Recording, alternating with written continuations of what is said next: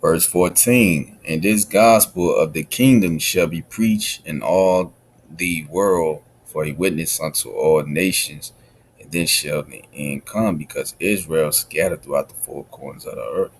So this gospel has to get all over the earth. And the internet definitely um, became a huge difference for brothers and sisters throughout the four corners of the earth to wake up, give all praise to the Most High, the only begotten Son, for that.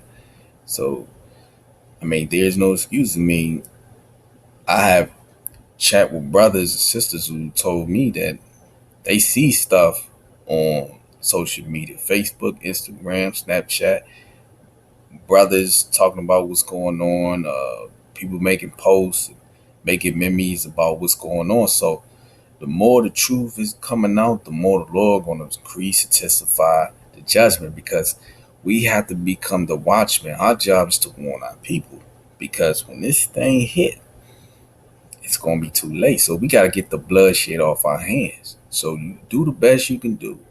Make videos, have fellowship, do the best you can do, and Lord willingly we'll get on them streets. But it's about right now. Do much as you can. It starts within yourself and people around you, your household, and eventually from there you help other brothers and sisters to do the same thing, because we are in these last days. Verse 15.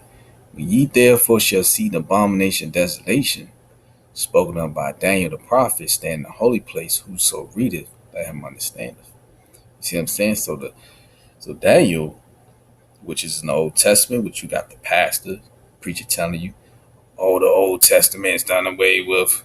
But Daniel, the book of Daniel is in the Old Testament. So we're going to listen to Yeshaya. You understand? We're not going to listen to no man, pork chop eating preacher. Why are you still collecting tithes? That's in the Old Testament.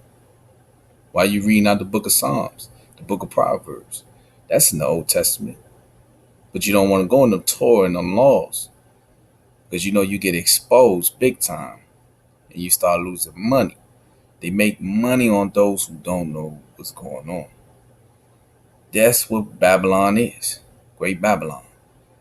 That's why the Lord said, come out of her, my people. That's why the merchant's going to mourn when the Lord take this great wicked beast down, because they make money off those with a lack of understanding.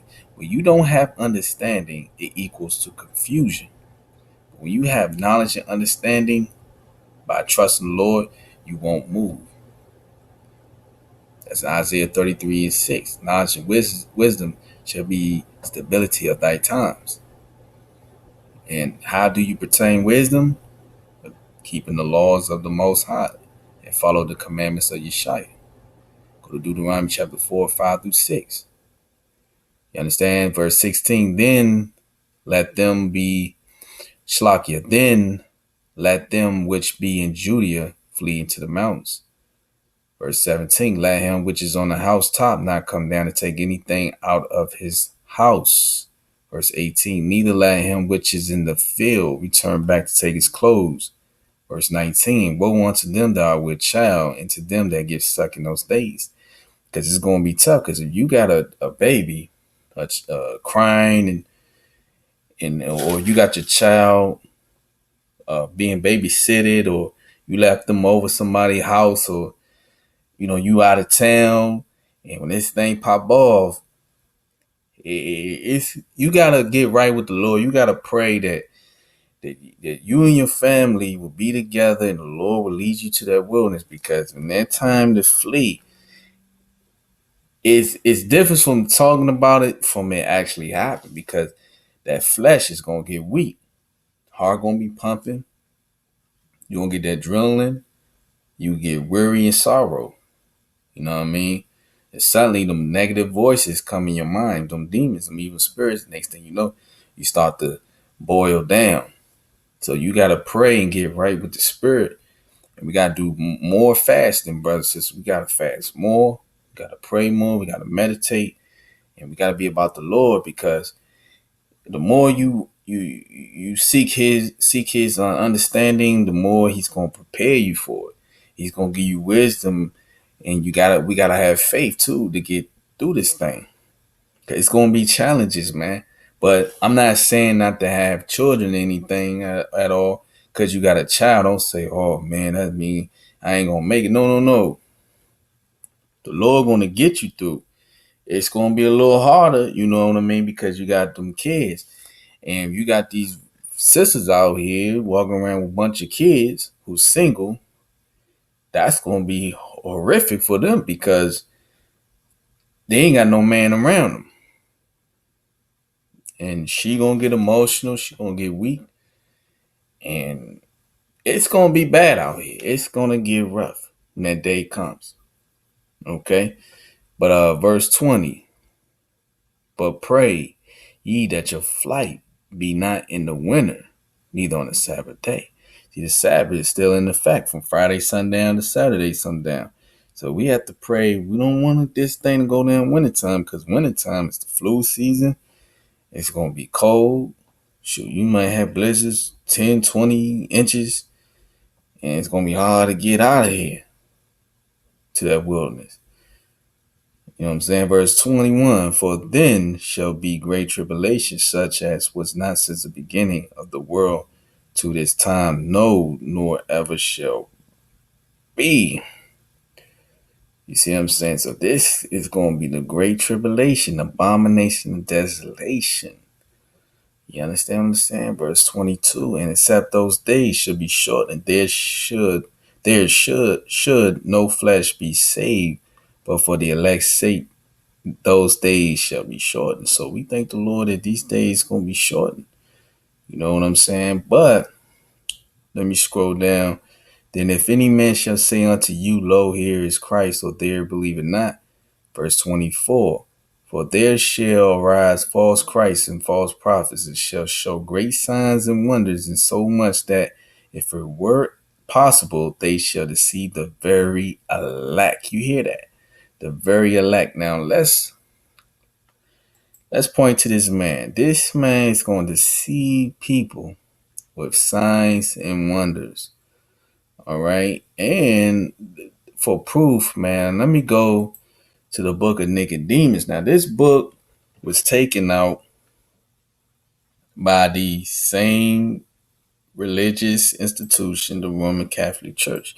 They don't want people to know about this. Okay, but you can go on Amazon or you can go to this link right here, www.sacred-text.com, or you could just type in the book of Nicodemus or the Acts of Pilate. It's a powerful book. Okay, now let's go to chapter 20, verse 1. Okay, it says, then the Lord holding Adam by the hand, delivered him to Michael, the archangel, and he led them into paradise filled with mercy and glory.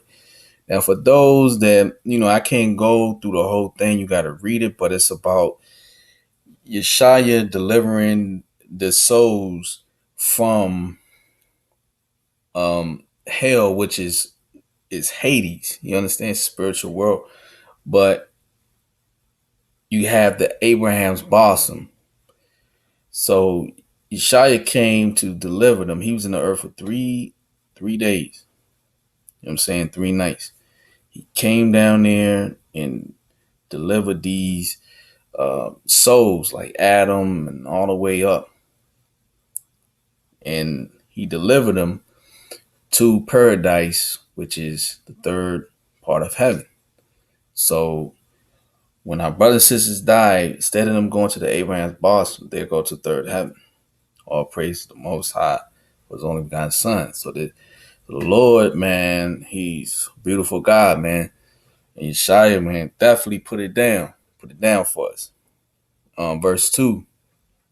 And 2 very ancient men met them and were asked by the saints, who are ye